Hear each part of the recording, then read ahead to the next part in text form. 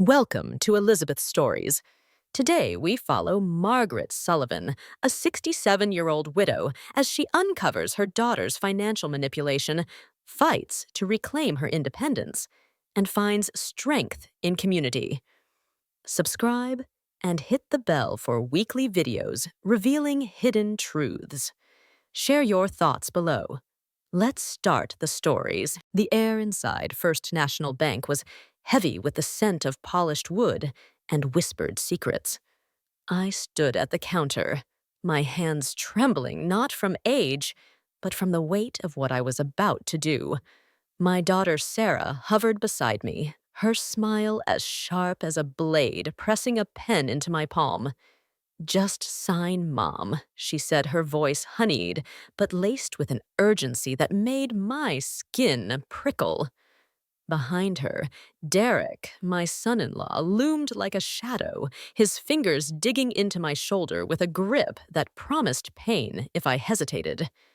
The bank's fluorescent lights flickered, casting fleeting shadows that seemed to dance with my growing unease. I glanced at the cashier, a young woman with kind eyes, and slipped her a folded note under the pretense of adjusting my purse. Scrawled in hurried ink were 4 words, "Help, not my choice."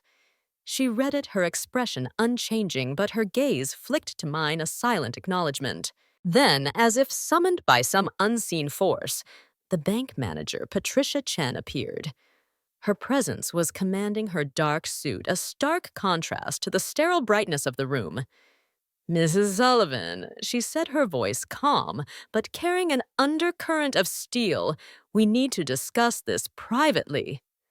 Before Sarah or Derek could protest, Patricia gestured toward the glass-walled office at the back. The door clicked shut behind us, and the lock snapped into place with a sound that echoed like a gavel. Everything changed in that moment. The world outside that office felt like it was holding its breath, waiting for the truth to unravel. I'm Margaret Sullivan, 67 years old, a widow living in a modest house on the outskirts of Portland, Oregon. 3 months ago, I was just another grandmother tending to my roses, savoring the quiet rhythm of my days, my garden, my book club, the soft hum of a life well lived. My home was my sanctuary, a place where the ghosts of my late husband, Tom, lingered in the creak of the floorboards and the scent of cedar in the air. I thought I had a family who loved me, my daughter Sarah, her husband Derek, and their 3 children, Emma, Jake, and Josh.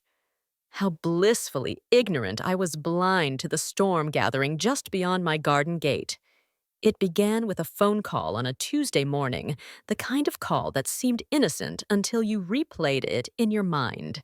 Sarah's voice was syrupy with concern, a tone I hadn't heard since she was a teenager begging for a later curfew.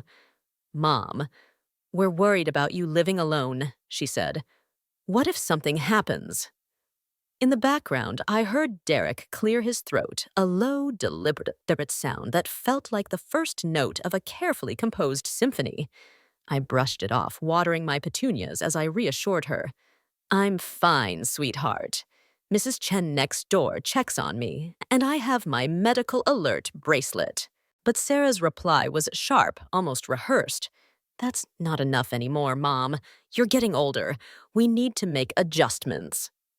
Adjustments. The word hung in the air like a fog obscuring something darker. Over the next few weeks, their visits became more frequent, each one layered with a strange intensity. Sarah and Derek would arrive with takeout dinners. Chinese one night, pizza the next. Their smiles too wide, their questions too pointed. "How's your memory, Mom?" Sarah would ask, her eyes scanning my face as if searching for cracks. "Have you been keeping up with your bills?" Derek would add, his phone always in hand, snapping photos of my living room, my kitchen, my life. He called them safety checks, pointing out the throw rug in the hallway or the step stool I used to reach the top shelf. These are hazards, Margaret, he'd say, his voice dripping with false concern. I'd managed my finances for 47 years, balancing the books for Tom's contracting business. But to them, my expertise had evaporated the moment I turned 65. The first whisper of something sinister came when Derek suggested I simplify my banking. We were in my kitchen, the late afternoon sun casting long shadows across the linoleum. He held up my bank statements, his brow furrowed in mock confusion. All these accounts, Mom. It's so complicated. What if you make a mistake? His words were a velvet glove over a clenched fist, and I felt a chill that had nothing to do with the autumn breeze slipping through the window. I smiled tightly, deflecting.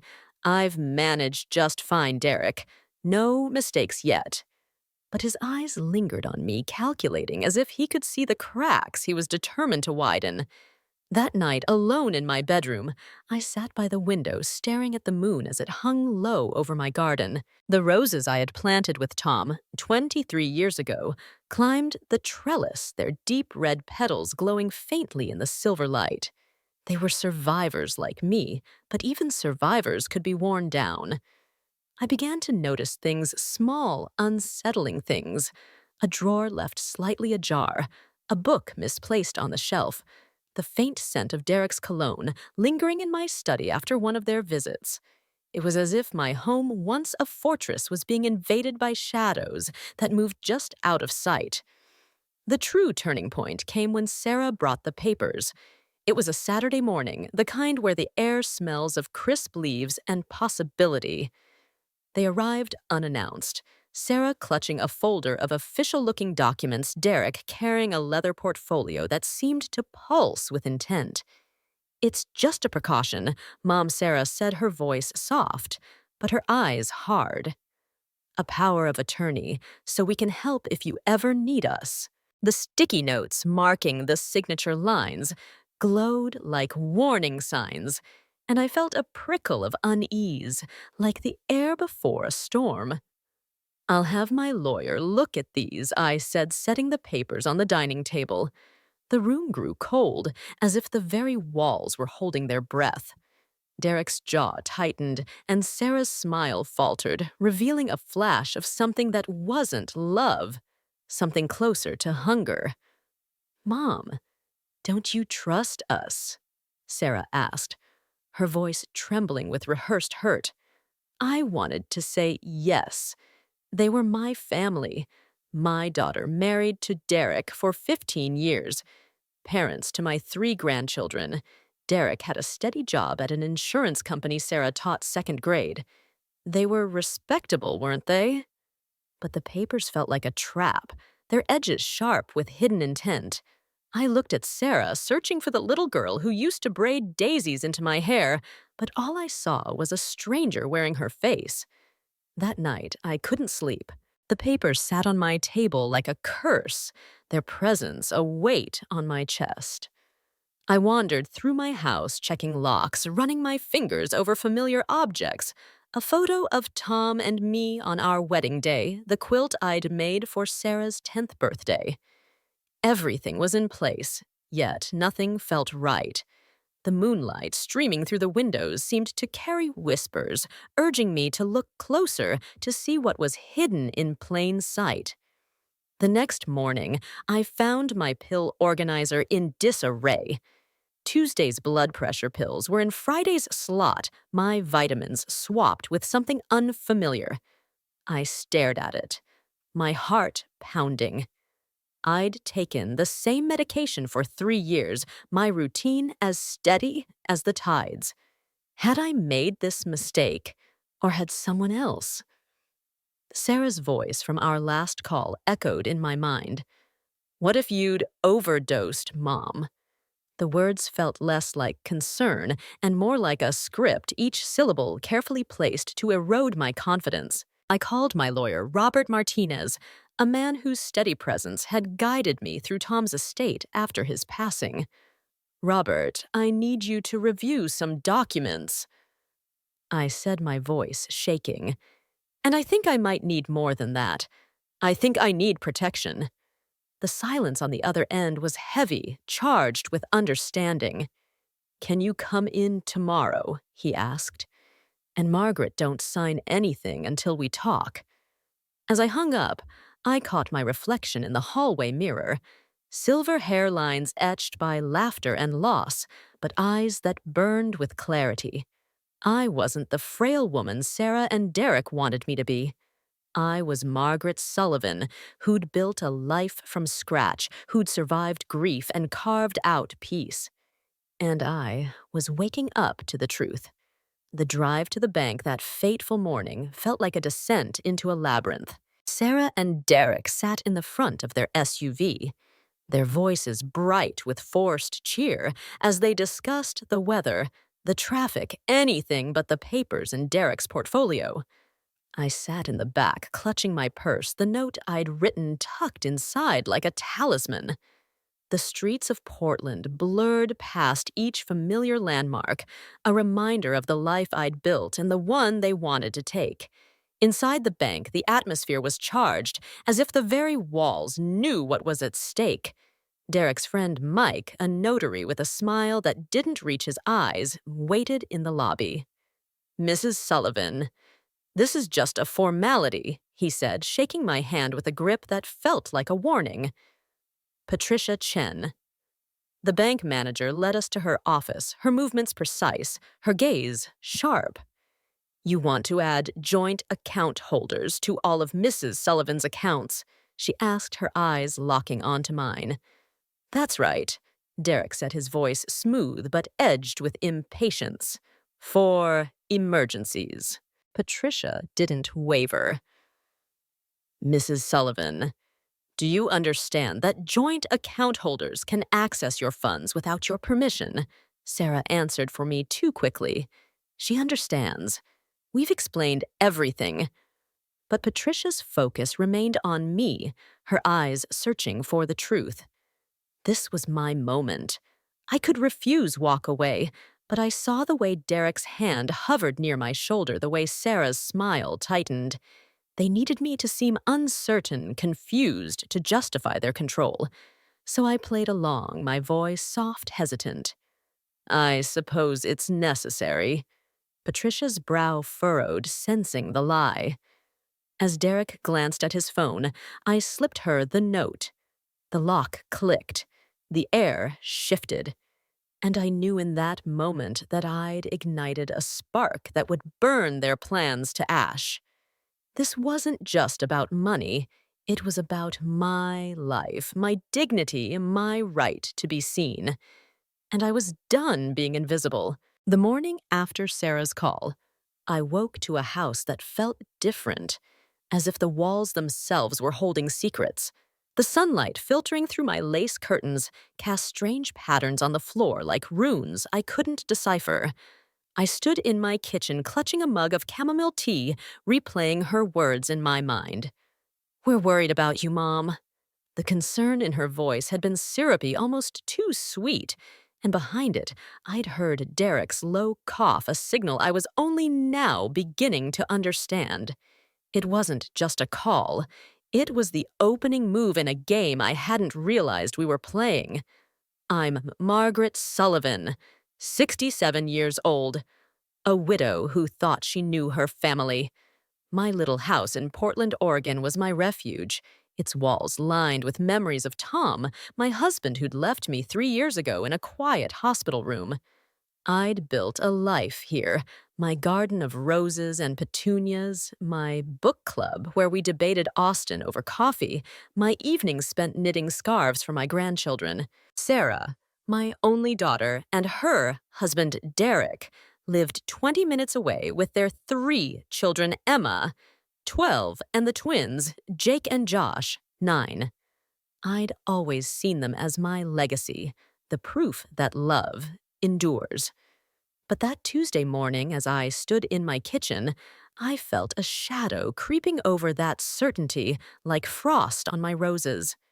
Sarah's visits began to change after that call. She'd always been my golden girl, the one who'd clung to my hand at the county fair, her laughter brighter than the carousel lights. But now her arrivals were marked by a calculated warmth, her hugs a fraction too tight, her eyes scanning my home with a purpose I couldn't yet name. She'd show up with Derek, carrying takeout containers, greasy cartons of lo mein or pizza boxes that smelled of cardboard and ambition. "We just want to check on you," she'd say, setting the food on my dining table, her smile as polished as a politician's. Derek would linger in the background, his phone a constant companion, snapping photos of my hallway rug or the step stool by the pantry. Safety hazards, he called them, his voice smooth as oil, but heavy with intent. One evening, as the sun dipped low and painted my kitchen gold, Derek stood by my sink studying my monthly bank statements. I'd left them on the counter, a careless habit from years of managing Tom's business accounts. "Margaret," he said, his tone dripping with concern, "these accounts are so complicated. Multiple savings, checking investments, it's a lot to keep track of." He shook his head as if my financial independence was a burden I shouldn't bear. "What if you make a mistake? It happens, you know, at your age." His words landed like stones, each one chipping away at the foundation of my confidence. I'd balanced ledgers through recessions paid off, our mortgage saved for Sarah's college, 47 years of competence reduced to a question mark because I had crossed the invisible line of 65. I forced a smile, my fingers tightening around the handle of my teacup. "I've managed just fine, Derek. No mistakes yet." But his eyes held mine unblinking like a predator sizing up its prey. The air in the room shifted, growing thick with something unspoken. Outside, a wind chime I'd hung years ago clinked softly, its notes dissonant, as if warning me of a storm I couldn't see. The next visit was worse. Sarah arrived alone, her face a mask of worry that didn't quite reach her eyes. She sat at my dining table, her fingers tracing the edge of a placemat as she spoke. "Mom, we're just so worried about you living here all alone. What if you fall? What if you forget your medications?" Her questions were gentle, but they carried a weight like pebbles tossed into a still pond, rippling outward to unsettle everything. I laughed it off, watering my petunias in the window box. "Mrs. Chen checks on me daily, sweetheart, and I've got my medical alert bracelet. I'm fine." But Sarah leaned forward, her voice dropping to a conspiratorial whisper. "That's not enough anymore, Mom. You're getting older. We need to make adjustments."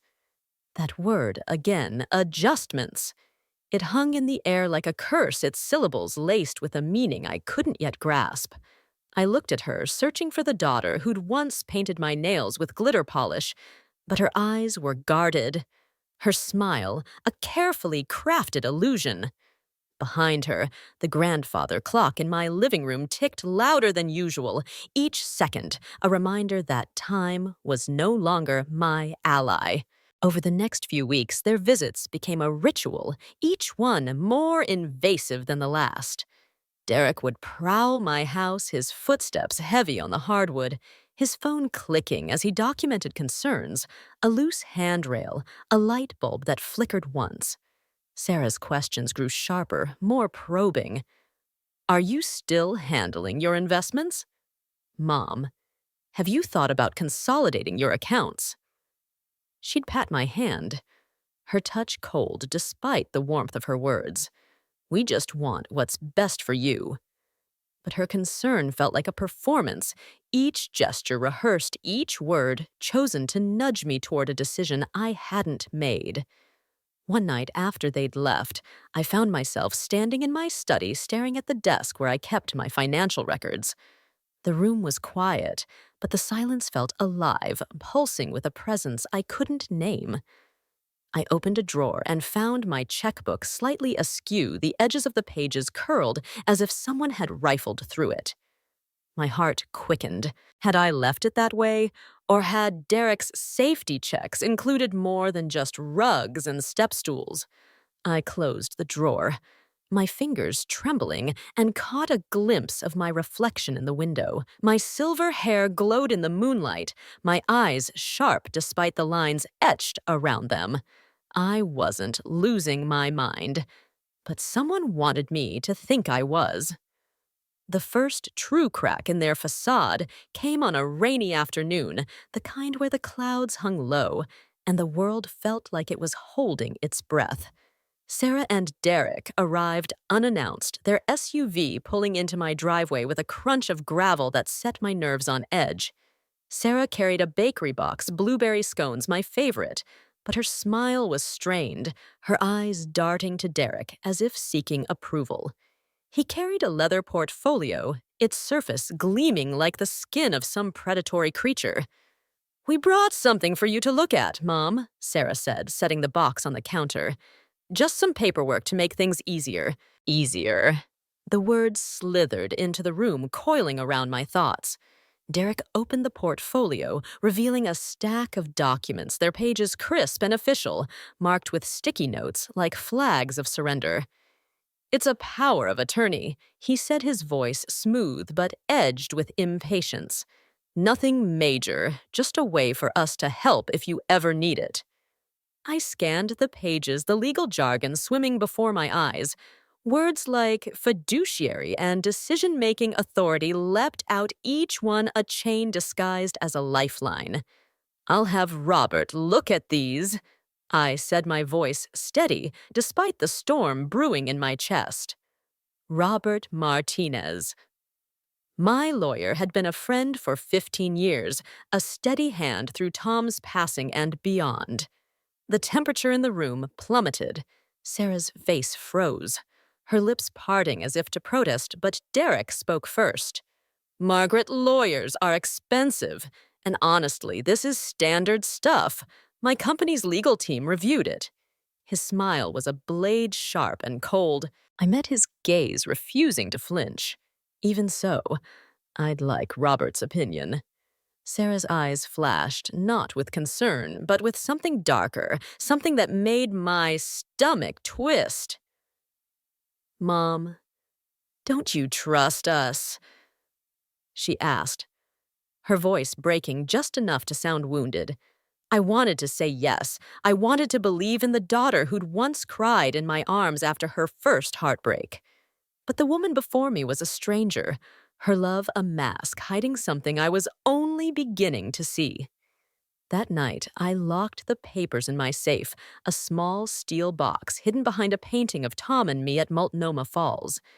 The house was quiet, but the silence felt oppressive, as if the walls were watching, waiting. I walked through each room, checking locks, running my fingers over familiar objects, a porcelain teacup, a photo of Emma's first ballet recital. Everything was in place, yet the air was thick with unease.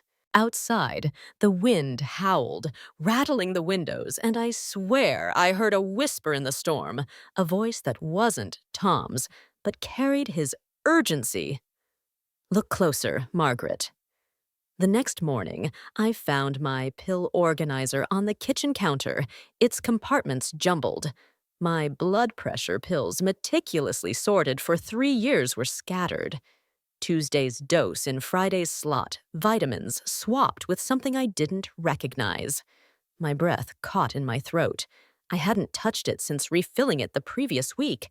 Had I made this mistake? Or had someone else been in my house rearranging my life to fit their narrative? I called Sarah, my voice shaking. "Did you touch my pill organizer?" Her sigh was heavy, practiced. "Oh, Mom, this is exactly what we've been worried about. What if you'd taken the wrong pills? What if you'd overdosed?" Her words were a blade slicing through my certainty. I stared at the organizer, its plastic slots glaring back like an accusation. Had I been more forgetful lately? Had age crept into my mind, blurring the edges of my competence? But as I stood there, the sunlight caught a smudge on the counter, a faint fingerprint too large to be mine. My heart pounded. Someone had been here, someone who wanted me to doubt myself. I began to notice other signs.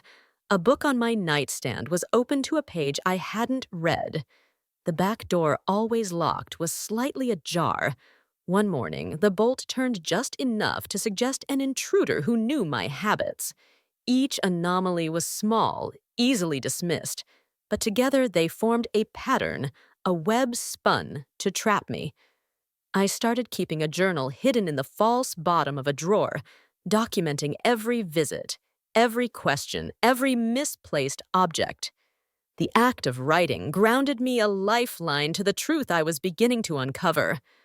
One afternoon, Derek showed up alone, his SUV idling in my driveway like a beast waiting to pounce. I was in the neighborhood, he said, stepping into my kitchen without invitation. His eyes swept the room, lingering on the pill organizer I'd left out deliberately a test. Sarah's worried after that mix-up with your meds. He said, his voice smooth but his fingers twitching, betraying a nervous energy. He opened my refrigerator, peering inside, as if checking for evidence of my supposed decline. "Everything looks good," he announced, as if his approval mattered. But I caught him snapping a photo of my medication bottles. His phone angled, just out of my sight. "What are you doing?" I asked, my voice sharper than I intended.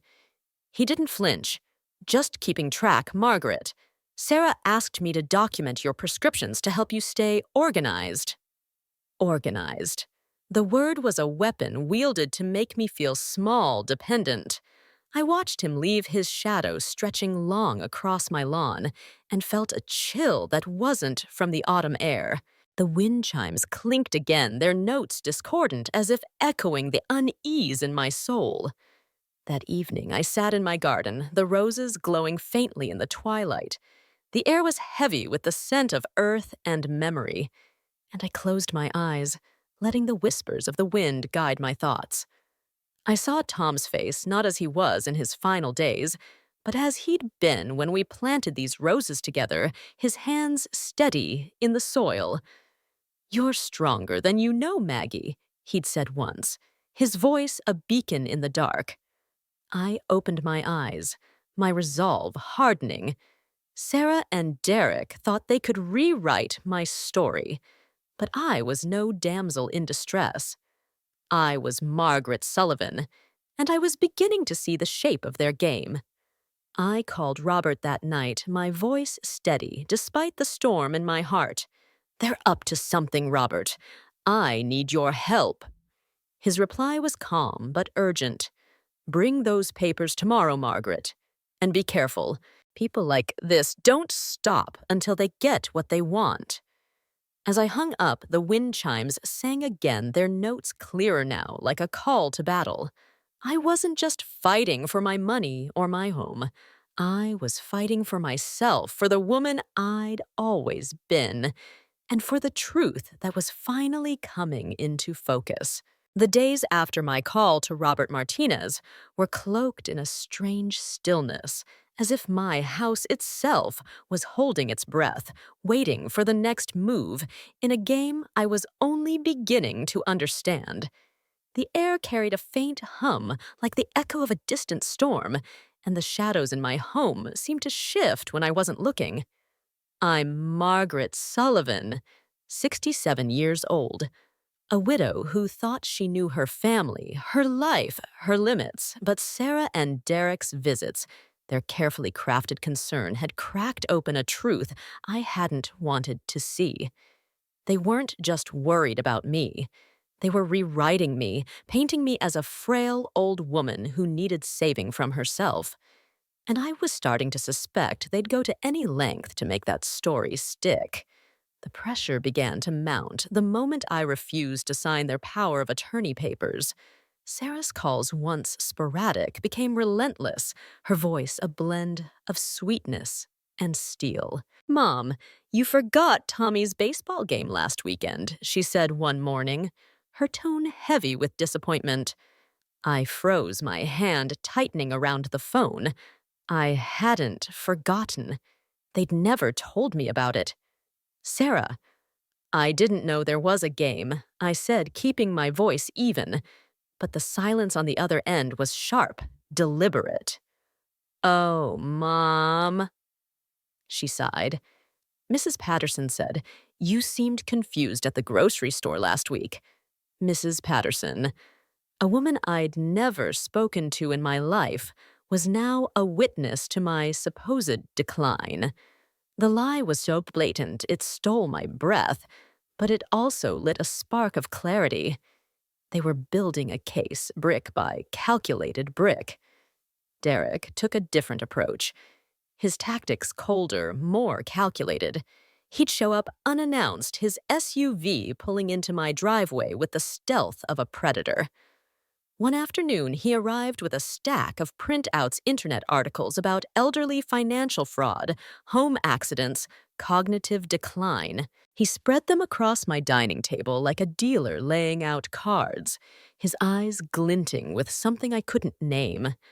"I'm not saying this will happen to you, Margaret," he said, his voice smooth as a salesman's, "but statistics show—" He trailed off, letting the numbers speak for themselves. Statistics. The man worked in insurance. He could make numbers say anything. I scanned the articles, their headlines screaming warnings about seniors losing their savings, their homes, their minds. Each word felt like a pinprick designed to make me doubt my own incompetence. But it was the incident with my medication that shook me to my core. I'd been taking the same blood pressure pills for 3 years, my routine as steady as the sunrise. Every Sunday, I'd sit at my kitchen table sorting pills into my organizer with the precision of a jeweler. That Tuesday morning, I opened it to find chaos. Tuesday's pills were in Friday's slot, my vitamins swapped with something unfamiliar. Small white tablets I'd never seen before. My heart thudded in my chest, a primal rhythm that drowned out the ticking of the grandfather clock. I hadn't done this. I couldn't have done this. But Sarah's voice echoed in my mind. "What if you'd overdosed, Mom?" I called her, my voice trembling with a mix of fear and fury.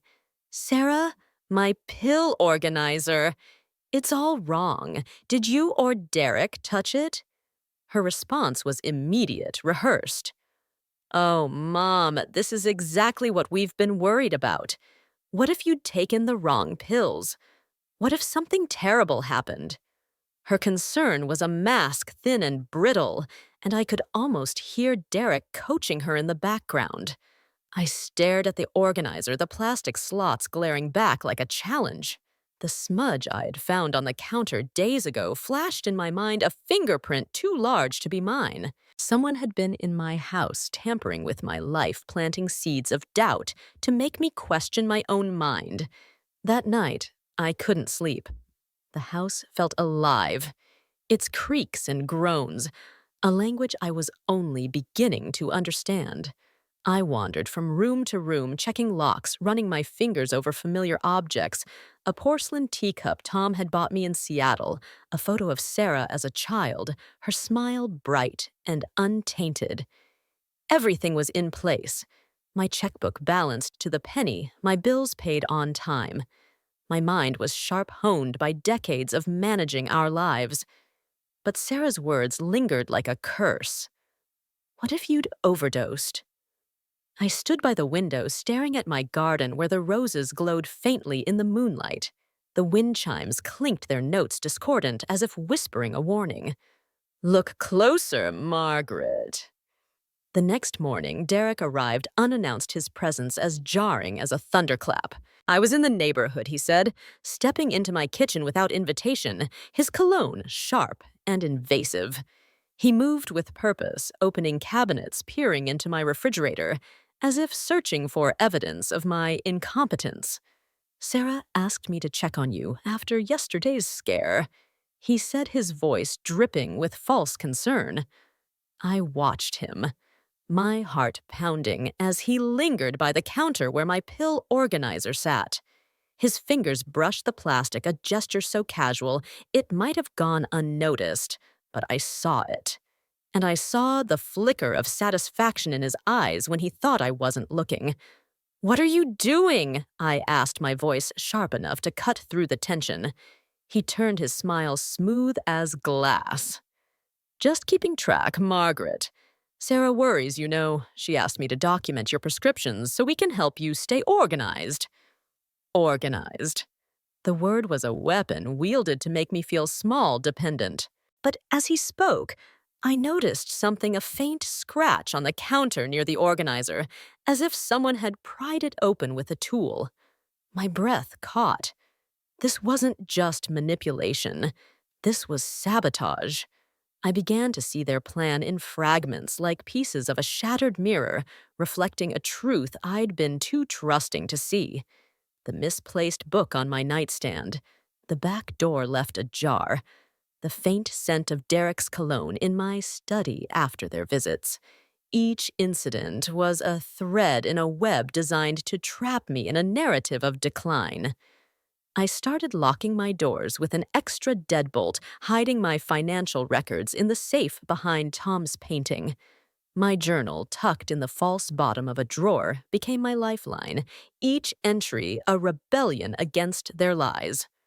October 3rd, Sarah called, claimed, I forgot Emma's recital. I didn't. October 5th, Derek photographed my medication, scratch on counter near pill organizer. The act of writing grounded me a shield against the doubt they were trying to sow. One evening, as the sky burned orange over Portland, Sarah called again. Her voice softer now, almost pleading.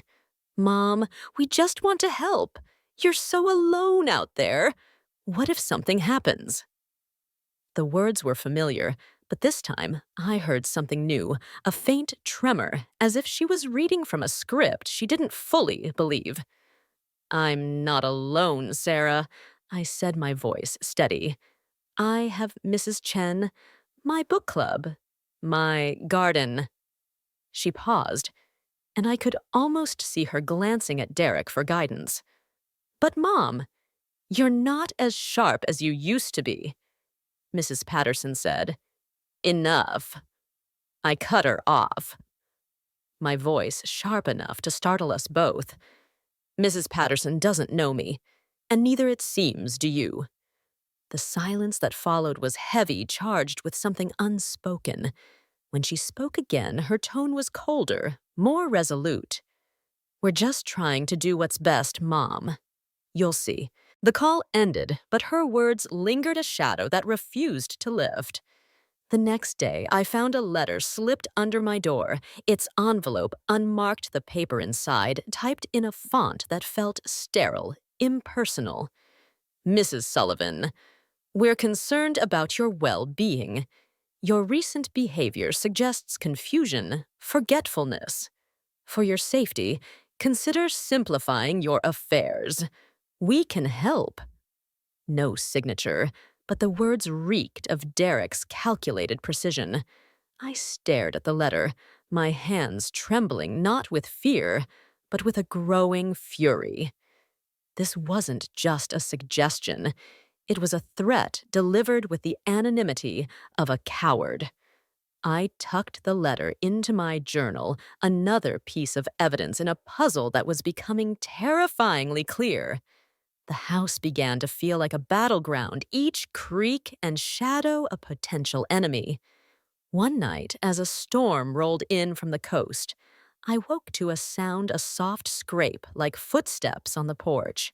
I crept to the window, my heart pounding, and saw a figure in the darkness, too tall to be Sarah, too deliberate to be a stranger. The wind chimes screamed in the wind, their notes a frantic warning. I didn't turn on the light. I didn't call out. I stood frozen, watching as the figure lingered, then retreated into the night. The next morning, I found a single rose petal on my doorstep, its edges curled and blackened as if burned. It wasn't from my garden. My roses were vibrant, alive. This was something else, a message I couldn't yet decipher. I called Robert again, my voice low, urgent. They're escalating, Robert. They're in my house, tampering with my things. I found a letter, and last night someone was outside. His response was immediate, his tone grave. Margaret, you're not imagining this. This is elder abuse, and it's more common than you think. Come to my office tomorrow. We need to document everything and start building protections. I agreed, but as I hung up, I felt a chill that wasn't from the storm. The wind chimes were silent now, but their warning lingered, a reminder that I was no longer safe in my own home. The next morning, I drove to Robert's office, the rain-slicked streets of Portland reflecting my unease. His office was a haven, its mahogany desk and leather chairs, a stark contrast to the chaos of my life. Robert, a sturdy man with kind eyes and 30 years of experience, spread the power of attorney documents across his desk. Margaret, he said, his voice carefully controlled, these aren't standard protective measures. They'd give Sarah and Derek complete control, your finances, your medical decisions, your property. They could sell your house, move your investments, even commit you to a facility without your consent.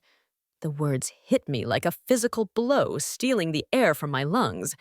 They said it was just a precaution. I whispered, my voice trembling with the weight of their betrayal. Robert leaned forward, his expression grave. This is predatory, Margaret. They're building a case to make you seem incompetent. Have there been witnesses to your supposed confusion? I shook my head. No, it's always just their word. Private conversations, things only they could have seen. The truth was crystallizing, sharp and painful. They weren't just manipulating me. They were orchestrating a coup, stripping away my autonomy piece by piece. Robert pulled out a legal pad, his pen moving with purpose. We document everything, every incident, every conversation, every pressure tactic. Then we establish your mental competency with a comprehensive evaluation. Finally, we create protections, a revocable trust, a new power of attorney that safeguards your interests. I nodded, feeling lighter than I had in weeks. How long will this take? I asked. 2 weeks, maybe 3, he replied. But Margaret, you can't let them know what we're doing. If they suspect you're getting legal advice, they'll escalate. I left his office with a plan, but also with a new awareness. The world felt sharper, more dangerous, but I felt sharper too. As I drove home, the rain stopped, and a rainbow arched over the city, its colors vibrant against the gray. It felt like a sign, a promise that I could reclaim my life. But as I pulled into my driveway, I saw Derek's SUV parked across the street, its engine idling. He wasn't inside. My heart raced as I scanned the yard, the windows, the shadows. The wind chimes clinked once, a single note that felt like a warning. I locked my car doors and waited, my hands gripping the steering wheel. He emerged from behind my house, his phone in hand, his expression unreadable. He didn't see me, but I saw him. And I knew with a certainty that burned that the game had just begun. That evening, I sat in my garden, the roses swaying in the twilight. The air was heavy with the scent of earth and memory, and I closed my eyes, letting the whispers of the wind guide my thoughts. Tom's voice echoed in my mind not as a ghost, but as a strength I'd forgotten I possessed. You're stronger than you know, Maggie. I opened my eyes, my resolve hardening like steel. Sarah and Derek thought they could break me, but they'd underestimated the woman who'd raised a daughter, built a life, and survived loss. I wasn't their pawn. I was Margaret Sullivan, and I was ready to fight. The rain had stopped, but the air in my Portland home was thick with the residue of the storm, a damp weight that seemed to carry the whispers of my unease. I stood in my kitchen clutching the anonymous letter I had found under my door, its typed words glaring up at me like a challenge. Mrs. Sullivan, your recent behavior suggests confusion, forgetfulness. For your safety, consider simplifying your affairs. The paper trembled in my hands, not from fear, but from a fury that was beginning to burn brighter than my doubt. I'm Margaret Sullivan, 67 years old, a widow who thought she knew her family. But Sarah and Derek had revealed themselves as strangers, their love a carefully crafted illusion designed to strip me of my autonomy. The blackened rose petal on my doorstep, the misplaced pills, the shadow outside my window, these weren't accidents. They were moves in a game I was only now learning to play. I locked the letter in my safe behind the painting of Tom and me at Multnomah Falls, its colors faded, but its memory vivid. The house was quiet, but the silence felt alive, as if the walls were watching, waiting for me to act. The wind chimes outside clinked softly, their notes no longer discordant but steady, like a heartbeat urging me forward. I knew I couldn't wait any longer. Sarah and Derek were closing in, their tactics growing bolder, their lies more brazen. I picked up the phone and called Robert Martinez, my lawyer of 15 years, his number a lifeline in the gathering dark. Robert. I said, my voice low but firm. They're escalating. I found a letter, and someone was outside my house last night. I need your help now. His response was immediate, his tone heavy with concern. Margaret, come to my office first thing tomorrow. Bring the letter, the documents they wanted you to sign, and anything else you've noticed. And don't sign anything until we talk. I agreed, but as I hung up, I caught my reflection in the hallway mirror.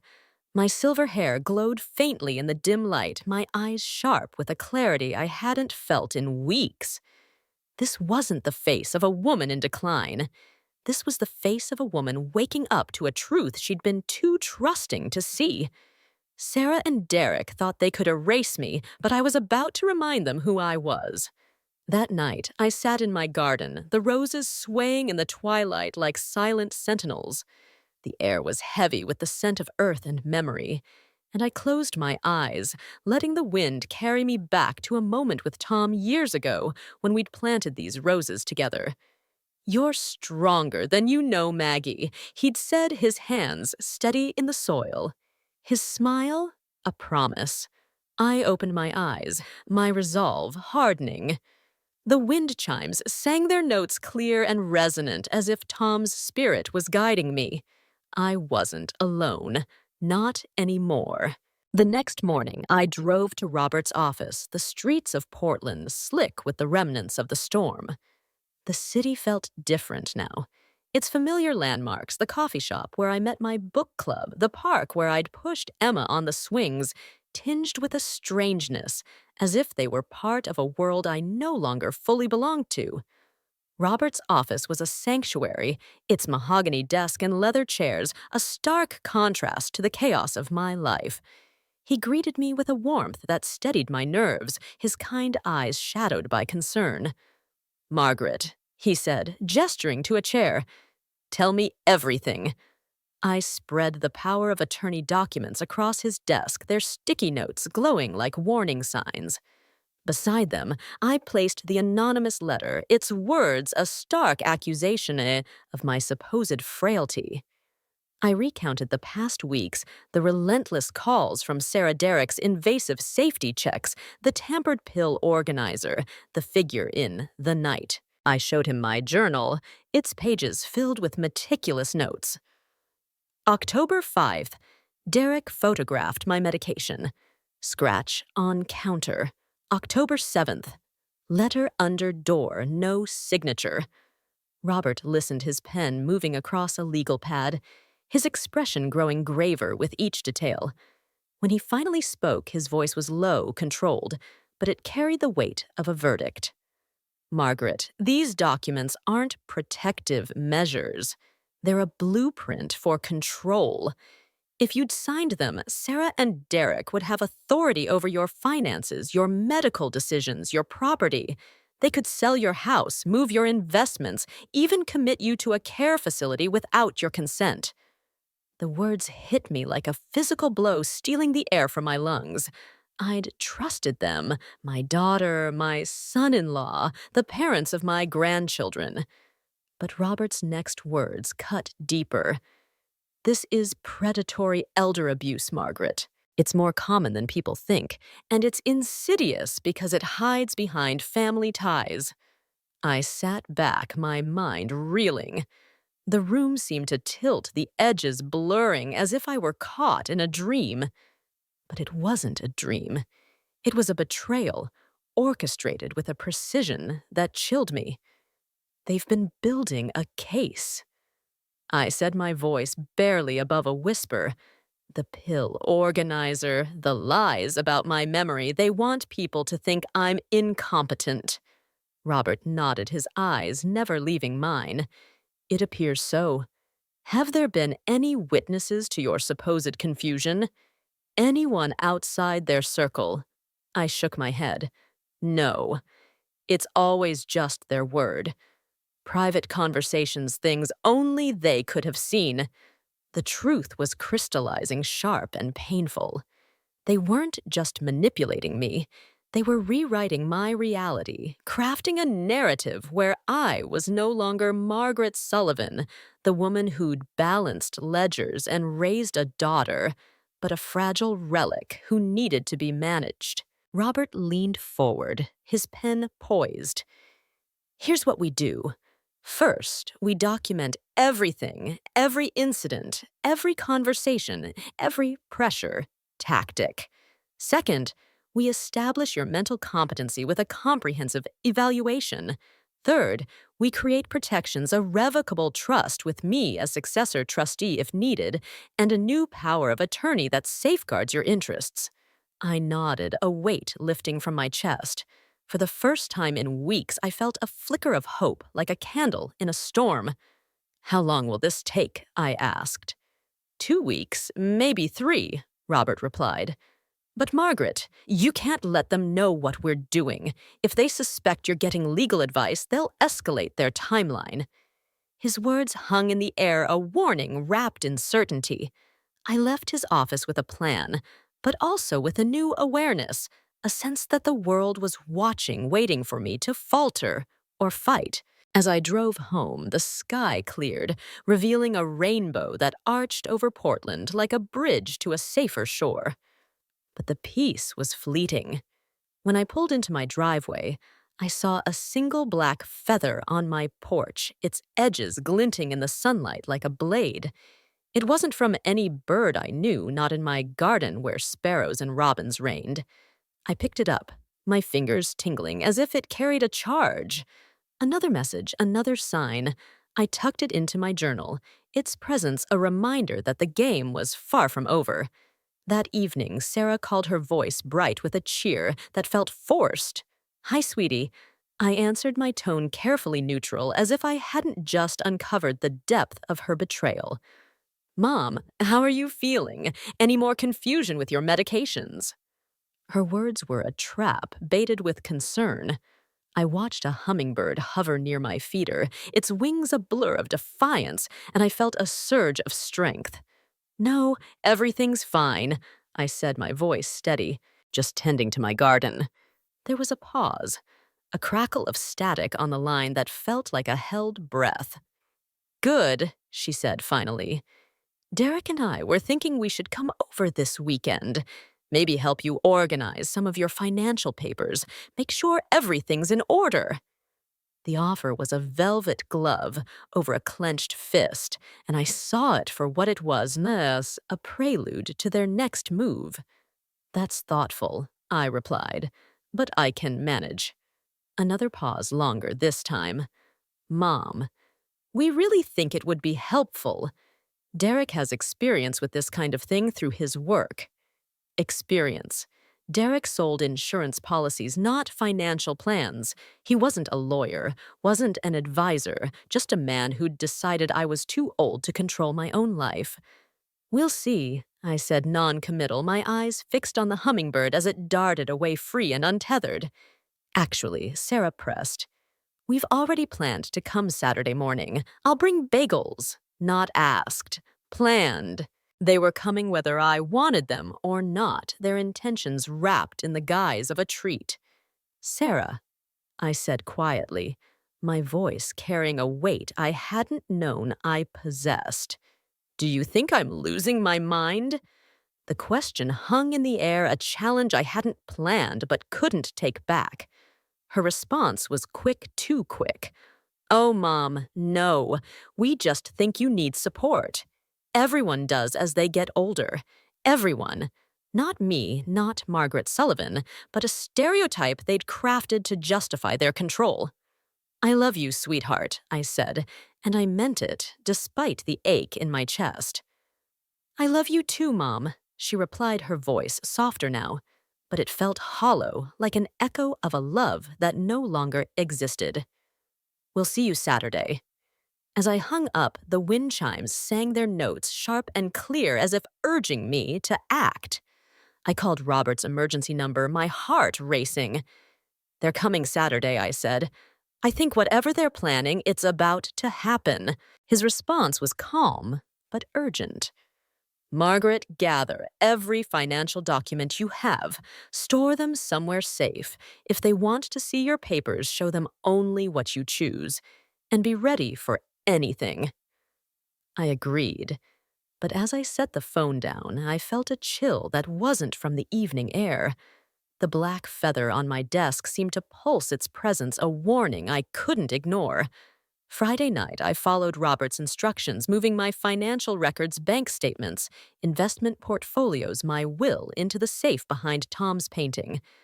The house was quiet, but the silence felt charged, as if the walls were bracing for battle. I walked through each room, checking locks, running my fingers over familiar objects, a quilt I had made for Sarah, a photo of Emma's first ballet recital. Everything was in place, but the air was heavy with a presence I couldn't name. Outside, the wind howled, and the wind chimes screamed their notes, a frantic call to arms. I sat in my study, my journal open before me, and wrote October 10. Sarah insists on coming Saturday. Found black feather on porch, not from my garden. Someone's watching.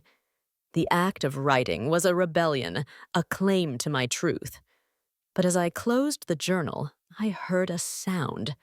A soft scrape, like footsteps on the gravel outside.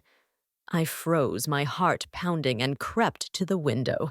The night was dark, the moon hidden behind clouds, but I sought a shadow moving near the roses, too tall to be Sarah, too deliberate to be a stranger. The wind chimes fell silent as if holding their breath. I didn't turn on the light. I didn't call out. I stood frozen, watching as the figure lingered, then melted into the darkness.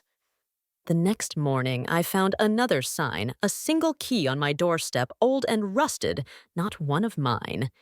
It lay beside another blackened rose petal, its edges curled like a warning. My hands trembled as I picked it up, the metal cold against my skin, as if it carried the weight of a secret.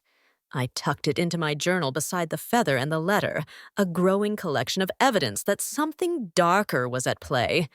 I didn't know what the key unlocked, but I felt its significance, a piece of a puzzle I was only beginning to solve. Saturday dawned crisp and clear, the kind of autumn morning that promised clarity, but delivered deception. I prepared for Sarah and Derek's visit, my heart a steady drum beat of resolve. I'd hidden my important documents, leaving only a few outdated statements on the dining table, a decoy to test their intentions. When their SUV pulled into my driveway, the gravel crunching like a warning, I stood at the window watching as they approached. Sarah carried a bag of bagels, her smile bright but brittle. Derek held his leather portfolio, its surface gleaming like a predator's skin. Behind them, my grandchildren, Emma, Jake, and Josh, tumbled out their laughter, a stark contrast to the tension that followed their parents. Grandma Emma called, running to hug me, her eyes bright with innocence. "Can we pick apples from your tree?" I smiled, my heart aching for the children caught in their parents' game. "Of course, sweetheart. The Honeycrisps are perfect now." As the kids scattered to the backyard, Sarah and Derek followed me into the kitchen, their presence heavy, invasive. Derek set his portfolio on the table with a thud, the sound echoing like a gavel. "Mom," Sarah said, unwrapping the bagels we brought those papers again, "we really think you should reconsider." I poured coffee, my hands steady despite the storm in my chest. "I told you I want my lawyer to review them first." I said, my voice calm but firm. Derek's smile was patient, condescending.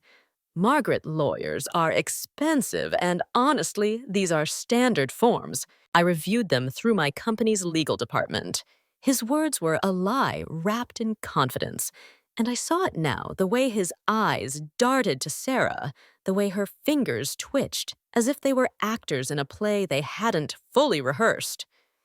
Even so, I said I prefer to wait. They exchanged a look, a silent communication that spoke volumes. Derek opened his portfolio, spreading new documents across the table. "Actually," he said, "we've brought something different today, banking forms to add our names to your accounts, just as backup signatories." I sat down slowly, studying the papers. Joint account holders, not backups. The difference was a chasm one that would give them access to my money without my permission. "Why would you need access to my accounts?" I asked, my voice steady but sharp.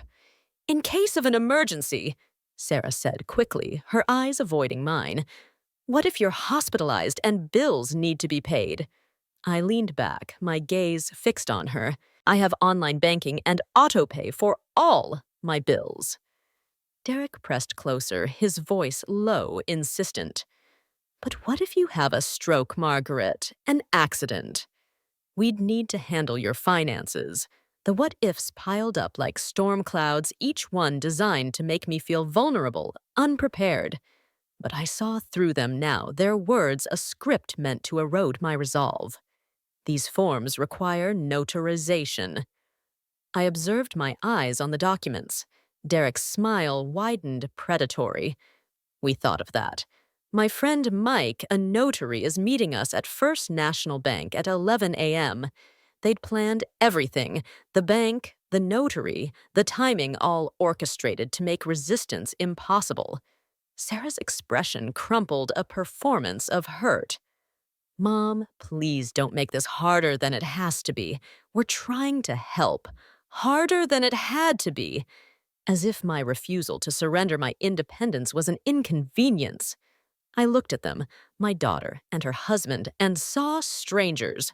The wind chimes outside sang a single note that felt like a call to action. "I need to think about it," I said, my voice deliberate, buying time. Derek's patience snapped, his voice sharp. "There's nothing to think about, Margaret. It's basic financial planning. Every responsible parent does this." The word responsible stung, questioning not just my judgment, but my love for my family. Outside, I heard Emma's laughter, a reminder of what was at stake. Okay, I heard myself say the word heavy with intent. "We can go to the bank." Their relief was immediate, their smiles too eager, too telling. They thought they'd won. But as I gathered my purse, I caught my reflection in the hallway mirror. The woman staring back had silver hairlines etched by time, but eyes that burned with determination. I wasn't their pawn. I was Margaret Sullivan, and I was playing a game of my own. The morning of the bank visit dawned with a clarity that felt like a deception, the kind of crisp autumn light that promised truth, but hid shadows in its glow. I stood in my kitchen clutching a mug of chamomile tea, the steam curling like a warning. My house, once a sanctuary, now felt like a stage, its walls watching as I prepared for the performance of my life. I'm Margaret Sullivan, 67 years old, a widow who'd thought she knew her family. But Sarah and Derek had revealed themselves as architects of a betrayal so calculated it stole my breath. Today, they thought they'd win, thought they'd erase me with a signature. but I was no longer their pawn. I was a player, and the game was about to change. I'd spent the previous night following Robert's instructions, locking my financial documents, bank statements, investment records, my will in the safe behind Tom's painting of Multnomah Falls. The rusted key and blackened rose petal, those strange omens I'd found on my doorstep, were tucked into my journal, their weight a reminder of the unseen forces at play. The wind chimes outside, sang softly their notes, a steady pulse as if Tom's spirit was guiding me. "You're stronger than you know, Maggie," he'd said once, his voice a beacon in the dark. I clung to that memory as I dressed, choosing a navy blazer and a scarf the color of my roses, red defiant alive. In my purse, I slipped a small notebook where I'd scrawled a single phrase: "Help, not my choice." It was my talisman, my rebellion, my truth. Sarah and Derek arrived at 9 a.m., sharp, their SUV crunching into my driveway like a predator announcing its presence. Sarah carried a bag of bagels, her smile bright but brittle, as if it might shatter under scrutiny. Derek held his leather portfolio, its surface gleaming like the hide of some ancient beast. Behind them, my grandchildren, Emma, Jake, and Josh, tumbled out their laughter, a painful reminder of what was at stake. Grandma Emma called, running to hug me, her eyes sparkling with innocence. "Can we pick apples from your tree?" My heart ached for her, for the twins caught in a game they didn't understand. "Of course, sweetheart," I said, brushing a strand of hair from her face. "The Honeycrisps are perfect now." As the children scattered to the backyard, Sarah and Derek followed me into the kitchen, their presence heavy, invasive. Derek set his portfolio on the dining table with a thud that echoed like a warning. "Mom," Sarah said, unwrapping the bagels with a flourish, "we brought those papers again. We really think you should reconsider." Her voice was soft, but her eyes were sharp, darting to Derek as if seeking his approval. I poured coffee, my hands steady despite the storm in my chest. "I told you I want my lawyer to review them first," I said, my voice calm but firm, a line drawn in the sand. Derek's smile was patient, condescending, a mask that barely hid his impatience. "Margaret, lawyers are expensive, and honestly, these are standard forms." I reviewed them through my company's legal department. His words were a lie wrapped in confidence, and I saw it now, the way his fingers twitched, the way Sarah's smile faltered. They were actors in a play they thought they'd scripted, but I was rewriting the ending. Even so, I said I prefer to wait. They exchanged a look, a silent communication that spoke volumes. Derek opened his portfolio, spreading new documents across the table, their pages crisp and menacing, marked with sticky notes like flags of surrender. Actually, he said, his voice smooth, but edged with steel. "We've brought something different today. Banking forms to add our names to your accounts, just as backup signatories." I sat down slowly, studying the papers. The words "joint account holders" leapt out, a trap disguised as a precaution. Joint holders could access my money, make transfers, close accounts without my permission. My heart pounded, but I kept my expression neutral, a mask to match theirs. "Why would you need access to my accounts?" I asked. My voice steady but sharp, a blade hidden in silk. Sarah answered quickly, her eyes avoiding mine. "In case of an emergency, Mom. What if you're hospitalized and bills need to be paid?" Her words were rehearsed, a line from their script. I leaned back, my gaze fixed on her. "I have online banking and auto pay for all my bills." Derek pressed closer, his voice low, insistent. "But what if you have a stroke, Margaret? An accident?" "We'd need to handle your finances." The what-ifs piled up like storm clouds, each one designed to make me feel vulnerable, dependent. But I saw through them now, their words a net meant to ensnare me. These forms require notarization. I observed my eyes on the documents buying time. Derek's smile widened, predatory, as he pulled out his phone. We thought of that. My friend Mike, a notary, is meeting us at First National Bank at 11 a.m. They'd planned everything, the bank, the notary, the timing all orchestrated to make resistance impossible. Sarah's expression crumpled a performance of hurt. Mom, please don't make this harder than it has to be. We're trying to help. The phrase harder than it has to be was a dagger twisting the blame onto me as if my refusal to surrender my independence was an inconvenience. I looked at them, my daughter and her husband, and saw strangers wearing familiar faces, the wind chimes outside, sang a single note that felt like a call to action. I thought of the blackened rose petal, the rusted key, the shadow in my garden signs, that something larger was at play, urging me to fight. I need to think about it, I said, my voice deliberate, a stall to keep them off balance. Derek's patience snapped, his voice sharp. There's nothing to think about, Margaret. It's basic financial planning. Every responsible parent does this. The word responsible stung, questioning not just my judgment, but my love for my family. Outside, I heard Emma's laughter, a beacon of light in the gathering dark. Okay. I heard myself say the word heavy with intent. We can go to the bank. Their relief was immediate, their smiles too eager, too telling. They thought they'd won. Sarah jumped up to hug me, her embrace cold despite its warmth. You'll see, Mom. This will make everything so much simpler. But as I gathered my purse, I caught my reflection in the hallway mirror. The woman staring back had silver hairlines etched by time, but eyes that burned with determination. I wasn't their victim. I was Margaret Sullivan, and I was playing a game of my own. The drive to First National Bank felt like a descent into a labyrinth, the streets of Portland blurring past in a haze of autumn gold. I sat in the back seat of Derek's SUV, clutching my purse, the note inside a secret weapon. Sarah chattered nervously about the weather, the traffic, anything to fill the silence.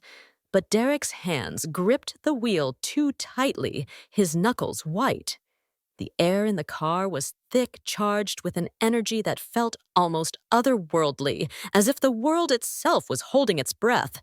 I glanced out the window, and for a moment I swore I saw a black feather caught in the wind, tumbling across the road like a sign. Inside the bank, the atmosphere was sterile, the fluorescent lights flickering as if struggling to hold back the shadows. Derek's friend, Mike, the notary, waited in the lobby, a thin man in an expensive suit with a smile that didn't reach his eyes. Mrs. Sullivan, he said, shaking my hand with a grip that felt like a warning. This is just a formality. His words were smooth, but I caught a flicker of something in his gaze, greed perhaps, or complicity. The bank manager, Patricia Chen, emerged from her office, her presence commanding her dark suit, a stark contrast to the brightness of the room. She carried an air of authority, but also something more, a quiet intensity, as if she could sense the undercurrents of our drama. Patricia led us to a glass-walled office at the back, its transparency a cruel irony given the secrets we carried. You want to add joint account holders to all of Mrs. Sullivan's accounts?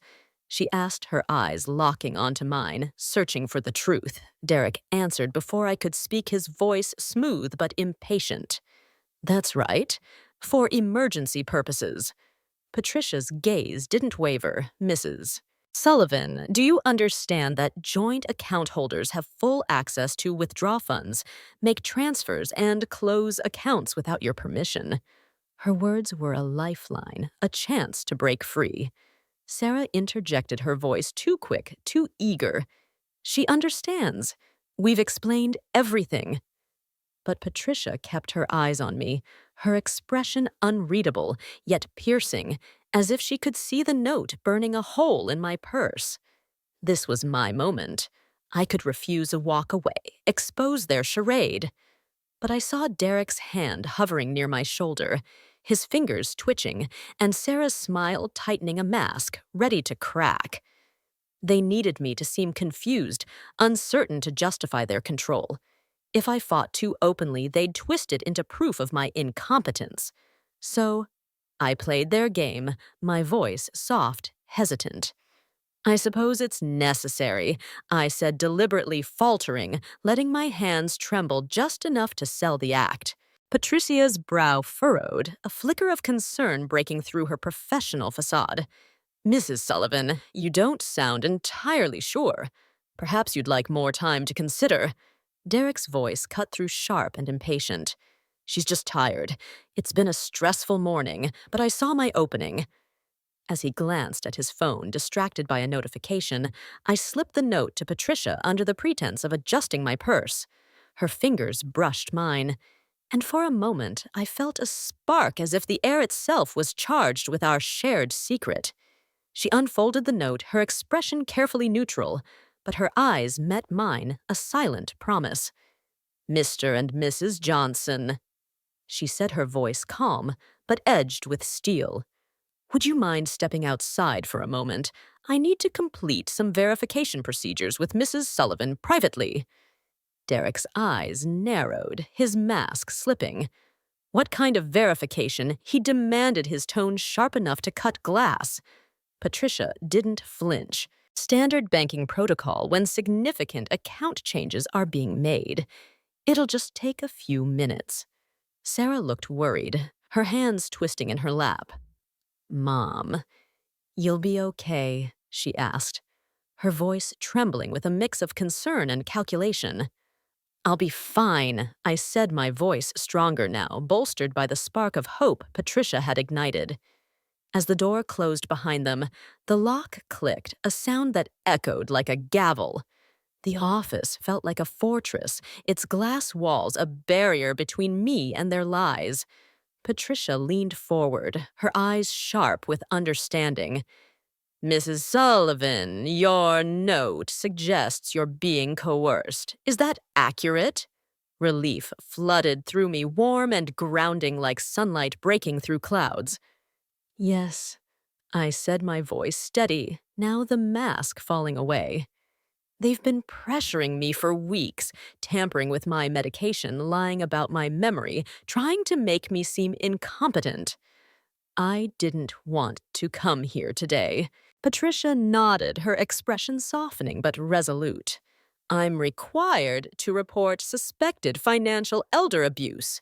Would you like me to do that? I hesitated, thinking of Robert's warning to keep my plans secret, to let them reveal their intentions. Yes, I said, but they can't know yet. I'm working with my lawyer to protect myself, but I need more time. Patricia studied me, her eyes searching for something, strength, perhaps, or resolve. Understood, she said, pulling out a different set of forms. Here's what we'll do. We'll set up the joint accounts as requested, but I'll attach special monitoring flags to alert me to any unusual activity. Meanwhile, I'll note in your file that this was done under duress. She paused, her gaze softening. Mrs. Sullivan, you seem completely competent to me. Why are they doing this? The question hung in the air, raw and painful. I thought of Sarah's laughter as a child, her hand in mine, and the woman she'd become, her eyes cold with ambition. Because they think I'm old and stupid. I said, my voice thick with bitterness, because they see me as an obstacle to the life they want. Patricia's expression softened further, a flicker of empathy breaking through her professionalism. I'm sorry. This is more common than people realize. She opened the door, calling Sarah and Derek back in. Everything's in order, she announced, her voice neutral, but her eyes sharp. We just need the notarization, and we'll be finished. Mike stepped forward, his notary seal gleaming like a weapon, but Patricia held up a hand. One moment, Mrs. Sullivan. I want to confirm one more time, do you want to proceed with these account changes? I looked at Derek's barely concealed impatience. Sarah's nervous energy, Mike's expensive watch ticking like a countdown. I thought of Robert's advice to document everything to let them reveal their true intentions. Yes, I said, my voice steady now. Let's get this over with. As Mike prepared his seal, Patricia discreetly positioned her phone, its camera angled to record the signing. Evidence, I realized. She was helping me build a case, a shield against their lies. Derek squeezed my shoulder, his grip hard enough to bruise, and smiled for Patricia's camera. "There we go, Mom," he said, his voice dripping with satisfaction. "All finished. Now we can take better care of you, take care of me, or take care of my money." The distinction was clear now, sharp as a blade. As we prepared to leave, Patricia handed me her business card, her fingers brushing mine with that same electric spark. "Mrs. Sullivan, please call me if you have any questions about your accounts, any questions at all." I tucked the card into my purse, knowing I'd need it soon. The ride home was a study in contrasts, Sarah and Derek jubilant chatting about how much easier things would be now, while I sat in the back seat, silent watching them celebrate what they thought was a victory. The black feather I'd seen on the road flashed in my mind, a reminder that I wasn't alone in this fight.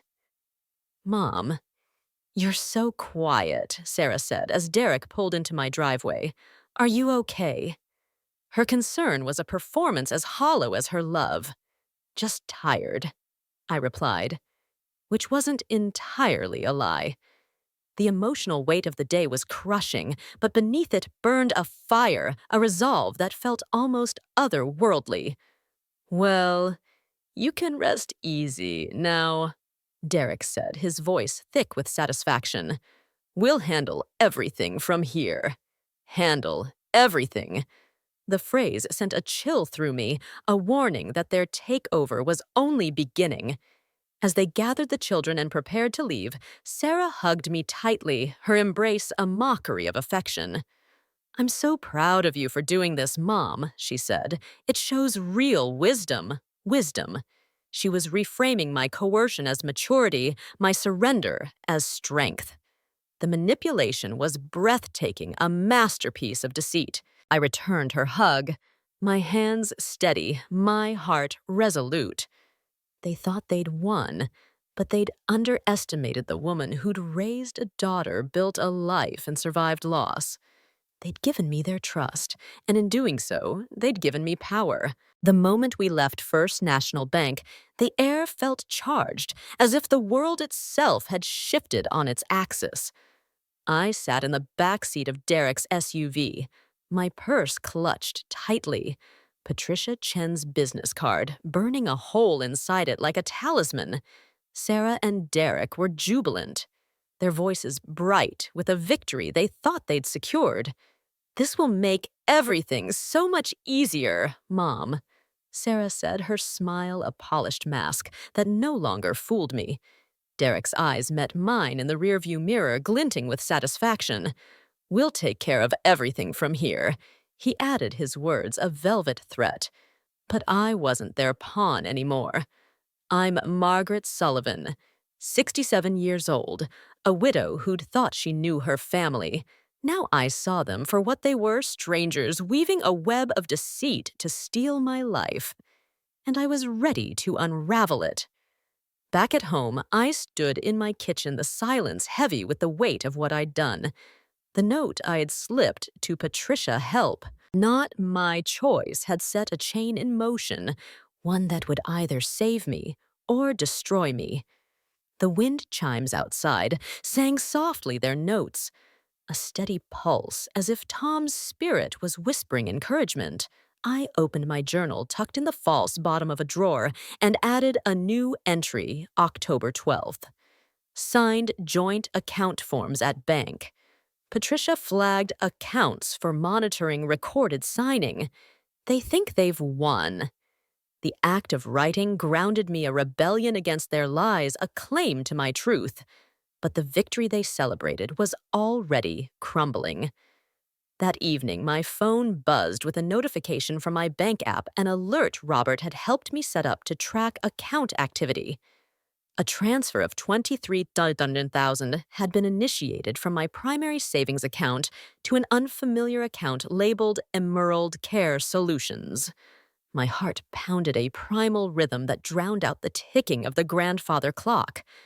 I called Robert immediately, my voice low but urgent. "They've already started moving money," I said, reading the details from the screen. $23,000, Robert, to a place called Emerald Care Solutions. His response was calm but resolute. "That's enough evidence to act, Margaret. They've overplayed their hand. Meet me at my office tomorrow morning and bring your journal, the letter, the feather, the key, everything. We're going to end this." I agreed, but as I hung up, I felt a chill that wasn't from the autumn air. The black feather and rusted key, those strange omens I'd found on my doorstep, seemed to pulse in my journal as if they held a power I couldn't yet name. Outside, the wind howled, and the wind chimes screamed their notes a call to battle. The next morning, I drove to Robert's office, the streets of Portland cloaked in a mist that felt like a veil between worlds. His office was a fortress, its mahogany desk and leather chairs a stark contrast to the chaos of my life. I spread my evidence across his desk, the anonymous letter, the blackened rose petal, the rusted key, my journal, with its meticulous entries. Robert studied them, his eyes narrowing as he read the bank alert. "Emerald Care Solutions," he said, his voice grim.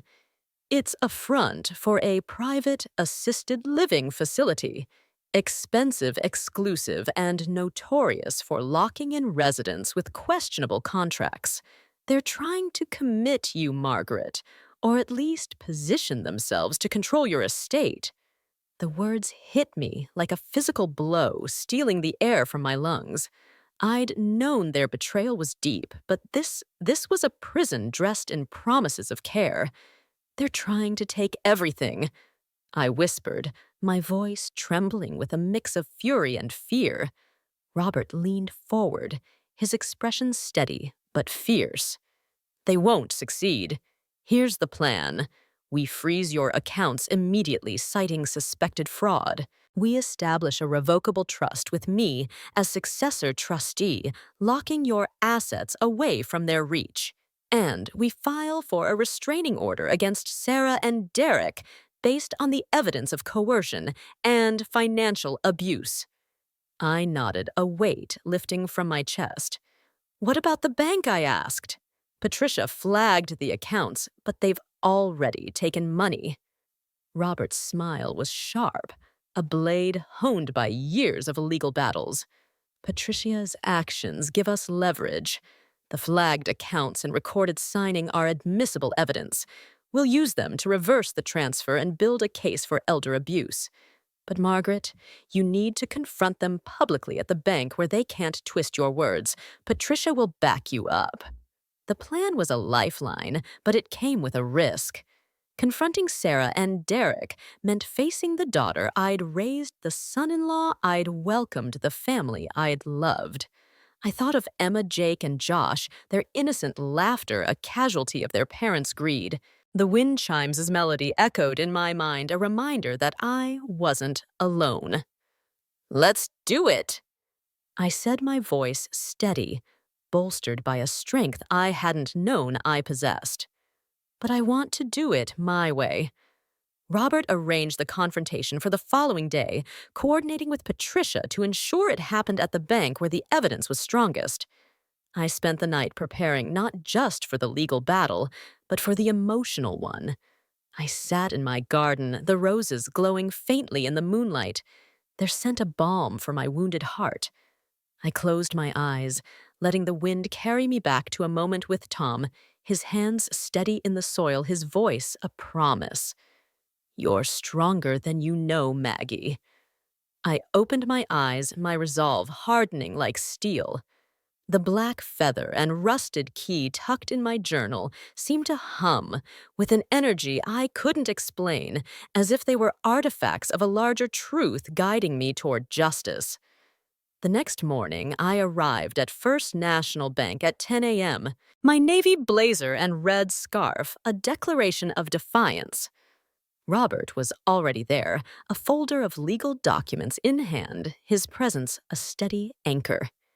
Patricia greeted me at the door, her dark suit impeccable, her eyes sharp with understanding. "Mrs. Sullivan," she said, her voice low but warm. "We're ready." The air in the bank was heavy, the fluorescent lights flickering as if struggling to hold back the shadows. Sarah and Derek arrived minutes later, their SUV pulling into the lot with the crunch of gravel that set my nerves on edge. They walked in Sarah's smile, bright but brittle, Derek's portfolio gleaming like a weapon. "Mom, what's this about?" Sarah asked, her voice laced with confusion that didn't reach her eyes. Derek's gaze darted between me and Robert, his smile faltering. "Just a follow-up on the accounts," I said, my voice calm but carrying an undercurrent of steel. Patricia led us to her office, the glass walls a stage for the drama about to unfold. As the door closed, Robert stepped forward, his folder open, his voice commanding. "Mr. and Mrs. Johnson, I'm Robert Martinez, Mrs. Sullivan's attorney. We're here to address unauthorized activity on her accounts and allegations of coercion." The air shifted thick with tension. Sarah's face paled, her hands twisting in her lap. "What are you talking about?" she stammered, but her eyes betrayed her, darting to Derek for guidance. Derek's mask held firm, his voice smooth but edged with irritation. "This is ridiculous." Margaret agreed to the account changes. She signed the forms. Robert's smile was cold, a blade honed by truth. Under duress, he said, sliding a copy of the bank's recording log across the desk. "Ms. Chen flagged the accounts for monitoring, and we have a note from Mrs. Sullivan stating the signing was not her choice." Patricia stepped forward, her presence commanding, her voice steady. "I also recorded the signing session, as is standard for significant account changes. The footage shows Mr. Johnson gripping Mrs. Sullivan's shoulder in a manner consistent with coercion. She produced a tablet. The screen paused on an image of Derek's hand on my shoulder, his face tight with control. Sarah's eyes widened, her mask cracking. "Mom, you wrote a note," she whispered, her voice trembling with a mix of shock and guilt. I stood, my heart pounding, but my voice steady, a fire burning within me. "Yes, Sarah, I wrote a note. Because you and Derek have been manipulating me for weeks, tampering with my medication, lying about my memory, slipping anonymous letters under my door. You thought you could make me doubt myself, make me seem incompetent. But I'm not the frail, old woman you wanted me to be." The words poured out sharp and true, each one a reclamation of my power. Derek's face darkened, his voice low and dangerous. "You're confused, Margaret. You're not thinking clearly. We're trying to protect you." "Protect me," I said, my voice rising, echoing off the glass walls. "You transferred $23,000 to a front for an assisted living facility I never agreed to. You tried to lock me away, to take my home, my life, my dignity." I turned to Sarah, my daughter, the girl I'd raised, and saw a stranger.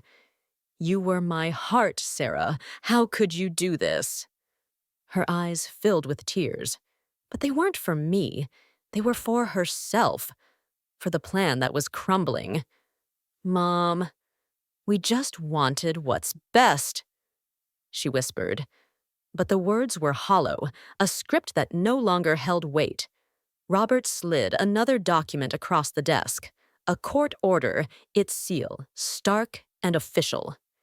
This is a temporary restraining order against Sarah and Derek Johnson, prohibiting contact with Mrs. Sullivan pending an investigation into financial elder abuse. The accounts have been frozen, and the $23,000 transfer has been reversed. Derek's mask shattered, his voice a snarl. "You can't do this." She signed willingly, but Patricia held up her tablet, the footage playing now showing my trembling hands, Derek's grip, my note, passing to her in a fleeting moment of defiance. The evidence was undeniable, a mirror reflecting their guilt.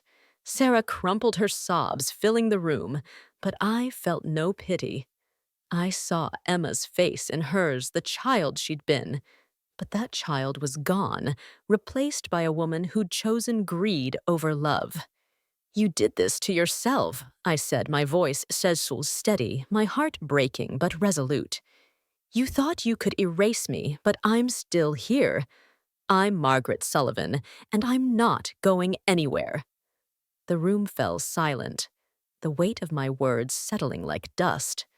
Patricia broke the tension, her voice calm but firm. "Mr. and Mrs. Johnson, you'll need to leave. The authorities have been notified, and any further attempts to access Mrs. Sullivan's accounts will be reported." Derek stood, his face a mask of rage, but he said nothing. His portfolio clutched tightly as he stormed out. Sarah followed her sobs, trailing behind her, a performance that no longer moved me. As the door closed, I sank into a chair, the adrenaline draining from my body. Patricia placed a hand on my shoulder, her touch warm, grounding. "You were incredibly brave, Mrs. Sullivan," she said, her eyes soft with empathy. "Not many people could do what you did." I smiled, a tired but genuine smile. "I had to," I said. "For myself, for my grandchildren, for the woman I have always been."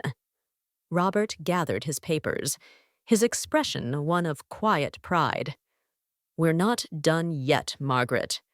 The trust is in place. Your assets are protected, and the restraining order buys us time to pursue further charges if needed. But you've taken back your power today." I nodded, feeling lighter than I had in weeks, as if the shadows that had haunted my home were lifting. Outside, the sun broke through the clouds, casting a golden light through the glass walls, and I swore I heard the wind chimes even hear their notes, a song of triumph. As I left the bank, Patricia handed me a small envelope, her fingers brushing mine with that same electric spark. "In case you need me," she said, her voice low, conspiratorial. Inside was a note written in her neat handwriting. "You're not alone. Call anytime." I tucked it into my purse beside the black feather and rusted key, their presence a mystery I was no longer afraid to unravel. The wind outside was brisk, carrying the scent of rain and roses, and for the first time in weeks, I felt free. The days following the confrontation at First National Bank were like waking from a dream, the fog of betrayal lifting to reveal a world both familiar and strange. My house in Portland, Oregon, once a battleground, began to feel like a sanctuary again, its walls no longer whispering threats, but humming with quiet strength. I'm Margaret Sullivan, 67 years old, a widow who'd faced the unthinkable.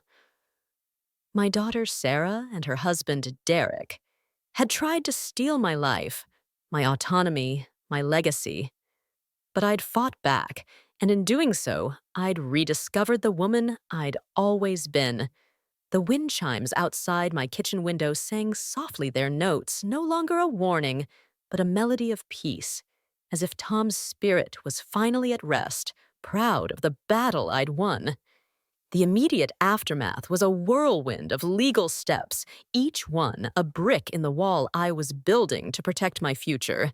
Robert Martinez, my lawyer and steadfast ally, finalized the revocable trust that locked my assets, my savings, my investments, my home away from Sarah and Derek's reach. The restraining order against them was extended a legal barrier that gave me space to breathe, to heal. The $23,000 they'd siphoned to Emerald Care Solutions was returned to my account thanks to Patricia Chen's quick action and the bank's fraud alerts. Robert filed a formal complaint with the state's Elder Abuse Division, and an investigation was underway, though I knew justice would be slow, a marathon rather than a sprint. Still, I felt lighter, as if the shadows that had haunted my home were dissolving in the autumn light. But the victory wasn't without cost. The pain of Sarah's betrayal lingered, a wound that throbbed when I thought of her as the girl who'd once braided daisies into my hair. I saw her children, Emma, Jake, and Josh, in every corner of my house, their laughter echoing in the photos on my mantel. Cutting off contact with Sarah and Derek meant losing them too, at least for now. The thought was a knife, sharp and unrelenting, but I knew I had to protect myself first. I wasn't just fighting for my money or my home. I was fighting for my right to exist as Margaret Sullivan, not the frail caricature they'd tried to create. One afternoon, as I tended my roses, their red petals vibrant against the gray sky, I found another sign, a single white feather tucked among the thorns, its edges glowing faintly as if kissed by moonlight. It wasn't like the black feather I'd found before, heavy with warning. This one felt like a promise, a whisper of hope. I tucked it into my journal beside the blackened rose petal and the rusted key, their presence, a mystery I was no longer afraid to embrace. The wind chimes sang their notes clear and resonant, and I felt a presence, Tom, perhaps, or something larger, guiding me toward a new chapter. That evening, Patricia Chen called, her voice warm, but tinged with a conspiratorial edge that reminded me of our shared secret at the bank. "Mrs. Sullivan, I wanted to check in," she said. "How are you holding up?" I smiled, stirring my tea, the chamomile's scent grounding me. "Call me Margaret," I said, "and I'm finding my way." We talked for an hour, not about accounts or legal battles, but about life, her childhood in Seattle, my years with Tom, the roses we both loved. It was the beginning of a friendship, one forged in the crucible of betrayal, but rooted in mutual respect. Patricia, I learned, had seen her own share of family deceit, her father manipulated by a sibling years ago. "You're not alone," she said, echoing the words on the note she'd given me. "And you're stronger than most." Her words stayed with me, a beacon in the quiet nights that followed. I began to reconnect with my community, the people I'd let slip away in the haze of Sarah and Derek's manipulation. My book club welcomed me back with open arms, their debates over Austin and Atwood, a reminder of the mind I'd never lost. Mrs. Chen, my neighbor, brought over homemade dumplings, her sharp wit cutting through my lingering doubts. "You're tougher than my old iron skillet, Margaret," she said, her eyes twinkling. "Don't let anyone tell you otherwise." I laughed, the sound foreign but welcome, like a song I'd forgotten I knew. One afternoon at a local community center, I attended a support group for seniors, a suggestion from Patricia. The room was filled with faces like mine, lined with time, bright with resilience. There was Dorothy, a retired nurse who'd fought off a nephew's attempt to seize her savings. Margaret, another Margaret whose son had tried to force her into a nursing home. Their stories mirrored mine, each one a thread in a tapestry of survival. "They think we're invisible," Dorothy said, her voice fierce. "But we're not. We're here, and we're fighting." I nodded, feeling a kinship I hadn't expected, a strength that grew with every shared story. I told them about the black feather, the rusted key, the white feather among my roses, and they listened, not with skepticism, but with wonder, as if they too had seen signs in their own battles. The group became my anchor, a community of warriors who'd faced betrayal and emerged stronger. We met weekly, sharing stories, strategies, laughter. Dorothy taught me how to secure my digital accounts with two-factor authentication. Margaret introduced me to a lawyer who specialized in elder rights. Together, we were unstoppable, a force of wisdom and defiance. The wind chimes seemed to sing louder on those days, their notes a chorus of triumph, as if the universe itself was cheering us on. But the shadow of Sarah and Derek lingered. A month after the bank confrontation, I received a letter not slipped under my door, but mailed its envelope bearing Sarah's handwriting. My heart clenched as I opened it, the paper trembling in my hands. "Dear Mom," it began, "I'm sorry. I know we hurt you, and I'm starting to understand why. Derek and I are in therapy working through what we did. I miss you. I miss the kids seeing you. Can we talk?" The words were raw, unguarded, a crack in the facade she'd worn for so long. I read it again, searching for the girl I'd raised, but I saw only the woman who'd betrayed me. The white feather in my journal seemed to glow, urging caution, and I tucked the letter away, not ready to respond. Not yet. I consulted Robert, who advised a measured approach. "Therapy is a good sign," he said, "but trust is earned, not given. If you want to see your grandchildren, we can arrange supervised visits through a neutral third party." I nodded, the idea a lifeline to Emma, Jake, and Josh. A week later, we met at Laurelhurst Park, a neutral ground where the children's laughter could drown out the pain. Emma ran to me, her arms wide, and I held her tightly, the twins piling on with giggles. "Grandma, why don't you come to our house anymore?" Jake asked, his eyes wide with innocence. I smiled, brushing a tear from my cheek. "I'm here now, sweetheart," I said, "and I'll always be here for you." Sarah and Derek stood at a distance, watched by a social worker Robert had arranged. Sarah's eyes were red, her posture defeated, but Derek's face was unreadable, his hands shoved deep in his pockets. I didn't approach them, didn't speak. The children were my focus, their joy a reminder of what I was fighting for. As we tossed a frisbee, the wind carried the scent of roses, and I swore I heard the wind chimes, even here, their notes a promise of healing. The white feather in my journal felt like a guide, a sign that I could rebuild without losing myself. Over the next few months, I rebuilt my life piece by piece. I volunteered at the community center, teaching a gardening class that drew seniors and young families alike. My roses became a symbol of resilience, their blooms a testament to survival. Patricia joined me for coffee weekly, our conversations a blend of laughter and shared scars. She told me about her own journey, how she'd confronted her sister's betrayal and found peace in forgiveness, not for her sister, but for herself. "You've given me courage, Margaret," she said one day, her eyes bright. "You're a force." I smiled, stirring my tea, the chamomile's scent a reminder of home. "So are you, Patricia." The investigation into Sarah and Derek continued slow but relentless. Robert updated me monthly, his reports detailing interviews with bank staff, reviews of their financial records, even a connection to Mike the notary, whose license was under scrutiny for unethical practices. The outcome was uncertain, but I no longer needed it to define my peace. I'd taken back my power not just from Sarah and Derek, but from the fear they'd tried to instill.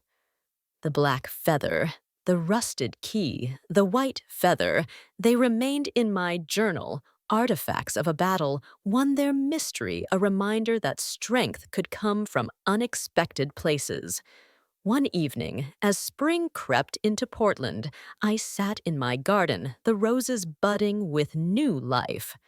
The sky was a tapestry of pink and gold, and the wind chimes sang their notes a lullaby of renewal. I opened Sarah's letter again, its words softer now, less a wound and more a question. Could I forgive her? Could I rebuild not just for myself, but for the grandchildren who needed me? The white feather seemed to hum its glow, a quiet encouragement. I wrote a response not to Sarah, but to myself in my journal. March 15th. Sarah wants to talk. I'm not ready, but I'm open. The kids deserve a grandmother who's whole. I'm healing, and I'm enough. I closed the journal, the weight of it comforting in my hands. The wind chimes sang louder, their melody weaving through the twilight, and I felt Tom's presence, not as a ghost, but as a part of me, the strength I'd always carried. I wasn't just Margaret Sullivan, the widow, the grandmother, the survivor. I was Margaret Sullivan, the woman who'd faced betrayal and emerged unbroken, her roots deep in the soil of her own making. As spring bloomed fully in Portland, my garden became a symphony of color, the roses unfurling like promises kept. I'm Margaret Sullivan, 67 years old, a widow who faced betrayal and emerged stronger. My home, once a battleground, is now a sanctuary again, its walls humming with the quiet strength I've reclaimed. The wind chimes sing softly their notes, a melody of peace. And I feel Tom's presence, not as a ghost, but as a spark within me, guiding me toward a future I've chosen. One evening, I sat at my kitchen table, my journal open, the white feather tucked between its pages, glowing faintly as if infused with light. Sarah's letter lay beside it, its words a fragile bridge to a daughter I still love but cannot yet trust. I'm sorry, Mom. Can we talk? I haven't responded, but I've written my truth. I'm healing. I'm enough. The black feather and rusted key, those strange omens of my battle, remain in my journal. Their mystery, a reminder that strength can come from unseen places. The wind chimes hum, and I sense a larger force, Tom perhaps, or the universe itself, cheering me on. I think of the women I've met, Dorothy, Margaret, the others at the community center, each a warrior who faced betrayal and chose to fight. Their stories, like mine, are proof that age doesn't diminish us. It sharpens us, hones our wisdom into a blade. To anyone facing a similar shadow, I say this: you are not invisible. You are not frail. Your life, your choices, your worth, they are yours to defend. Trust the signs, the feathers, the keys, the whispers in the wind that urge you to stand tall. I'm rebuilding slowly, carefully. I see Emma, Jake, and Josh at the park, their laughter a beacon of hope. Sarah's in therapy, and I'm open to a future where trust might grow again, but only on my terms. For now, I tend my roses, teach my gardening class, share coffee with Patricia. I'm Margaret Sullivan, and I'm here, rooted, unbroken, alive. So share your story, speak your truth. Let no one, not even family, dim your light. The wind chimes sing for you too, a song of resilience and renewal. Listen closely. You're stronger than you know.